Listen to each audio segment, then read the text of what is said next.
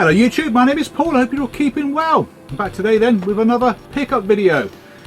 So I'm going to show you all the pickups I got throughout the month of July. Kind of going through a bit of a cull at the moment of the collection, trying to get rid of some games that I'm unlikely to ever play. Games that, if I really want them back again, aren't too difficult to pick up. Because over the last few months it's been quite expensive picking up some of these, well, for me, grail games for the CD32. So you think of games like International Open Golf, Whiz, Paws of Fury, and that have cost a fair whack. I've been picking up some decent games and I would rather have quality over quantity any day. So I am going to cull quite a few games over the next sort of, I don't know, six months to a year. So yeah, part of that is to fund what I've been already buying, but obviously part of it is to fund future purchases. But yeah, so in terms of pickups, then I've picked up quite a few Ocean games and Imagine titles for the Spectrum, and quite a few of these games are just swap outs for games I've already got, just in better condition. So let's start off with the Sinclair Spectrum first. Try not to start a video next time you run up the bloody stairs because you can't breathe. So first up is Kavlon, which I've never played before, and I think I've only got one more small cassette box to get for the Spectrum Ocean collection, and that is Digger Dan. Which again, it's not an overly complicated game to get. I'll tell you the other one I haven't got is Royal Birkdale, which I think was the first Ocean game released on the Sinclair Spectrum with the Ocean label. Next up is a game I think I've already got on the Amstrad floppy disk, and that's Konami's Golf. Again, a game I'm never going to play. Quite a cheap one there. Again, another £1 game plus postage. What, $2.50? Galvin. I remember this being reviewed in magazines, but I never played it. Apparently, it's a mission you can never complete. There you go. So none of these Spectrum pickups are special. It's just more filler, if you like, for my Imagine Ocean collection. Army Moves, which I already have on the Atari ST and the Amstrad disc. Quite a complicated game. I think you play as the buggy or play as a Jeep. It's not like Silkworm, is it? I think it's just a Jeep, I think. But again, not really spent a lot of time on that game. Nor the next one, which is The Never Ending Story, which is kind of a graphic adventure. Or is it a text adventure? I think it's a graphic adventure. I've got it on the Spectrum 128K version, which comes in a little cassette, but not on the 48K original. Another one I'd love to get on the Amstrad because it comes in one of those nice big long sort of special sleeve cases for the Amstrad discs. Right, next game I've got is Mutants for the Commodore 64. I'd love to get this on the Spectrum, but again, does not come up very often. This one was about £6, which I only received yesterday. The Spectrum one just does not come up at all.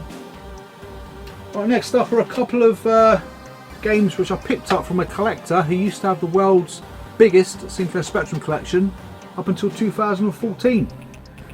They're both still blister packed. Looks like the blister packs come from Toys R Us, but the first one is Street Hassle, which I did a spotlight video for a couple of weeks ago. It's not a great game, quite nostalgic, bit quirky. I like it, it's just hard work really. But again, very rarely comes up, and this one I think set me back £20, which sounds like quite a lot. But yeah, I'm trying to rack my brains as to what I swapped this out for back in the day, because I didn't buy this from the shop, I did swap it with my brother's friend. Not with his friend literally, but I swapped a game out for this with my brother's friend. I swapped my brother's friend. Next up is Psycho Soldiers, which is a really difficult Imagine title to pick up for the Spectrum, and it's the sequel to Athena, which is another arcade conversion. But again, this one is probably one of the more difficult Imagine titles to pick up. I think only Victory Road is probably more difficult. But again, never played it, probably never will play it because it's in its blister pack. I'll have to load up the emulator and give it a go. Right, the final 8-bit game to show you is a game which I swapped out. Had the Spectrum version, sold that for £32. It was incomplete, and I picked this one up for £47, and that's Mad Balls, which is complete. Based on those ugly flipping toys there you can see from the 80s. Not even sure they are, not sure they're like squidgy things. I don't know, I don't think I ever remember ever seeing one, to be honest. So it comes complete with his instruction manual. It looks like an addendum card of some description. But it also comes with its stickers. So yeah, I thought £47 not a bad price for a really obscure game on the floppy disk. So yeah, I snapped that up, as you can imagine, without asking any questions.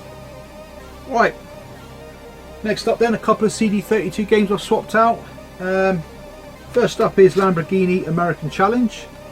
My own copy. I think the disc isn't particularly good.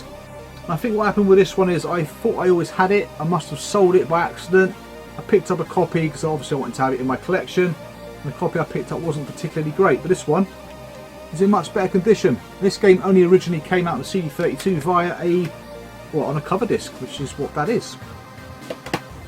Next up is a really obscure CD32 game. You can only get it in North America. I've swapped it out because my own copy of the game unfortunately has water damage to the cover. And that's Oscar. This one cost me 30 quid. I think the other one was about 15. But again, I have no water damage anymore on my copy of Oscar. So I'm really pleased to get hold of that. So as soon as that got listed, I also snapped that one up. Right, next up, I'm going to show you some ST stuff. So Atari ST games, the first one I got is The Real Ghostbusters. So I'm pretty sure it's based on a cartoon called The Real Ghostbusters, and also based on an arcade machine by Data East. I never had this back in the day, but I did have it on the Amiga during my first cycle of collecting. It's not a particularly great game. I've even used the elastic band trick. If you didn't know that, put an elastic band around your disc, stick it in the case, and it does not shake around. Trying to break the case.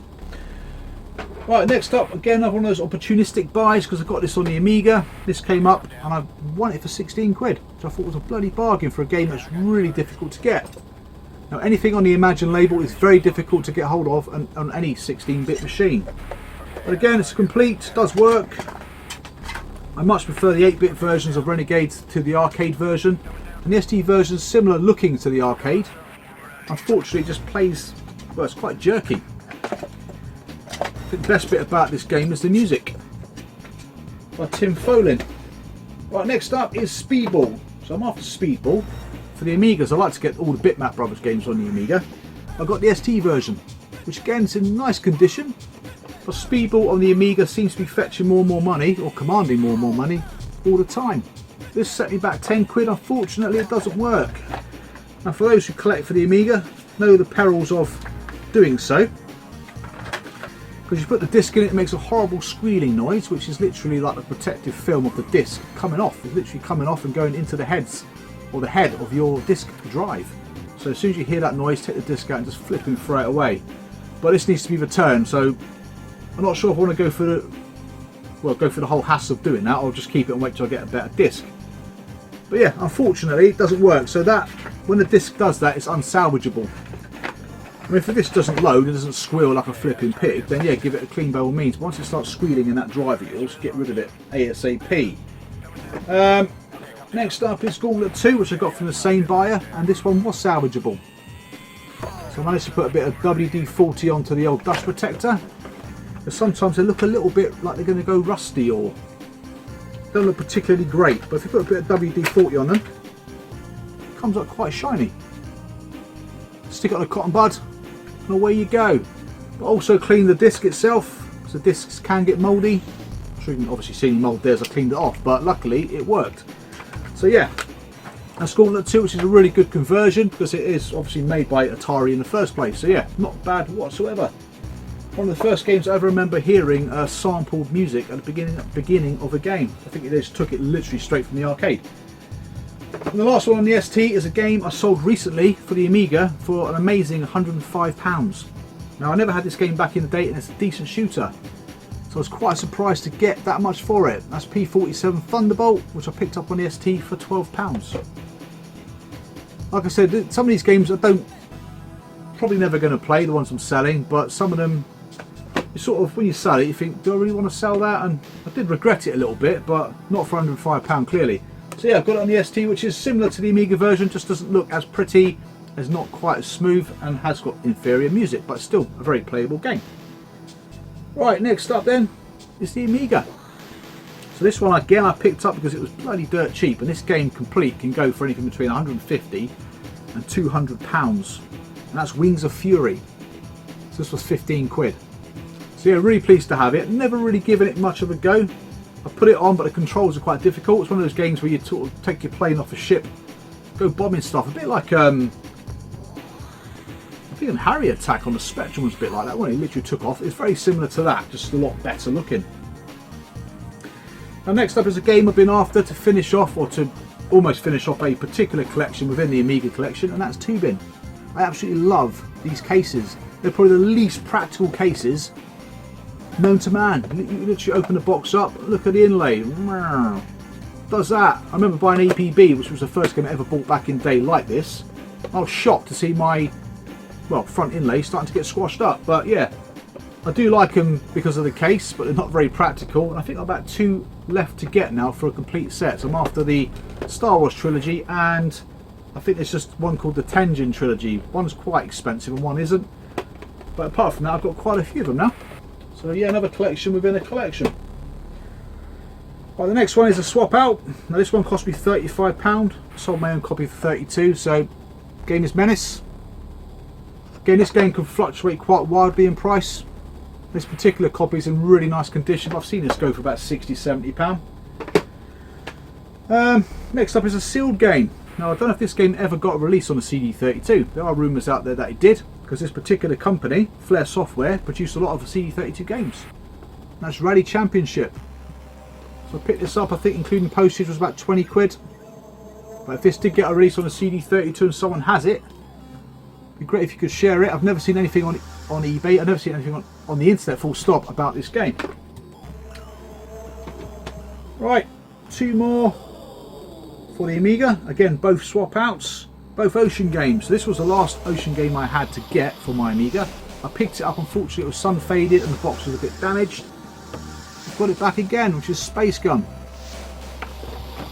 which is in decent condition. Got a bit of bowing in the box there, but again it's complete as far as I know and in decent condition. So that one set me back about 10 quid.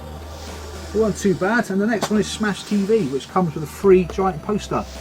Because my previous copy, the box wasn't quite as nice as this one, and it didn't have the poster. This one cost me again I think 10 quid, and the one I sold was about £2. So but yeah, so some of these things I like to upgrade. I think that's it for the computer games. Next up then is a recent purchase. This is a game that, well, it's a PS4 Collector's Edition called Project Cars 2. I bought this because the steelbook is fantastic. I mean, I'm not going to open it to show you, but I might do a video of my steelbooks anyway. This was inspired by a guy called Kenny RH, who has a YouTube channel dedicated to things like steelbooks. And there's a really nice collection for collector's editions. So he said he saw that in game, which was reduced. So I thought I'd go and pick it up. I think it was about 50 quid, which is not bad. It's quite a small collector's edition to be honest, but the steelbook's lovely.